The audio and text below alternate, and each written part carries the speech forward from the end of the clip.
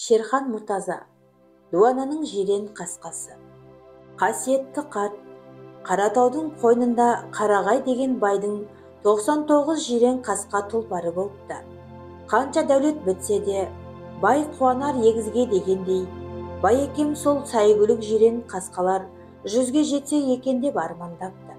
Бірақ Құдайдың құдіреті, биелер қайтып жирен қасқа құлын тумай қойыпты. Сондай күндердің бірінде бай ауылына ел кезген бір дуана келе қалады. Қарасы астындағы аты жирен қасқа бай жігіттерін жұмсап дуананың атын тартып алады. Бұдан асқан қорлық, бұдан асқан зорлық бола ма?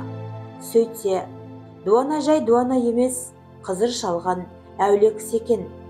Таудан арқырап аққан асау өзенді бөгеп тастап, жирен қасқасымен өрге шапшып, бай ауылын қарғап кетіпті. Бай дәулеттен айырылып, қайтып мал-мүлік құттамай қойыпты. 99 жирен қасқа хикаясын айтқан Өмірбек бай келді. Біреу-ақ жетпеген дуананың қарғысынан Қарағай елі, еңбек ері бай елдінің тұсында ғана арылған.